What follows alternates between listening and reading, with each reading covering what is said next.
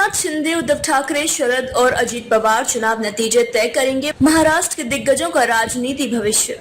देश के दूसरे राज्यों की तुलना में महाराष्ट्र की राजनीति एक अलग ही प्रवाह में बह रही है। जितनी राजनीतिक टूट फूट महाराष्ट्र में हुई, उतनी देश के किसी भी राज्य में नहीं हुई। इसलिए यहाँ के नतीजों पर देश भर की नजरें टिकी हैं। लोकसभा के चुनाव नतीजों के बाद राज्य की सियासत में बड़े उलटफेर से इनकार नहीं किया जा सकता। यह चुनाव मुख्यमंत्री एकनाथ शिंदे, उद्धव ठाकरे, शरद पवार, अजीत पवार का राजनीति भविष्य तय करेगा। कौन किसके साथ रहेगा, कौन किधर जाएगा, यह सब चुनाव नतीजा तय करेगा। साथ ही बीजेपी नेता देवेंद्र फडणवीस के लिए भी यह चुनाव बेहद महत्वपूर्ण है। पिछले 5 साल में महाराष्ट्र की सियासत में बड़े बदलाव हुए। सन 2019 का लोकसभा और विधानसभा का चुनाव बीजेपी और शिवसेना ने मिलकर लड़ा था।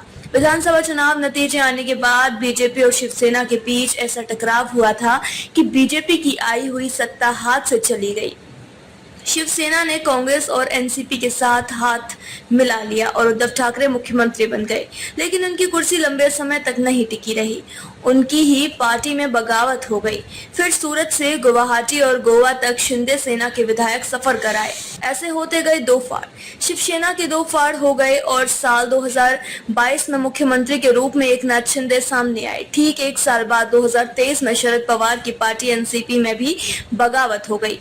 शरद पवार के भतीजे अजीत पवार ने चाचा से एनसीपी हत्या ली। साथ ही उनके परिवार में भी बिखराव हुआ।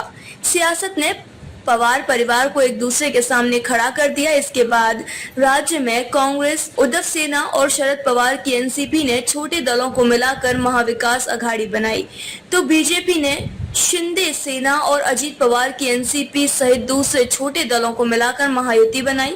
लोकसभा चुनाव के सीट बंटवारे में महायुति और महाविकास अघाड़ी के घटक दलों में खूब माथापच्ची करनी पड़ी।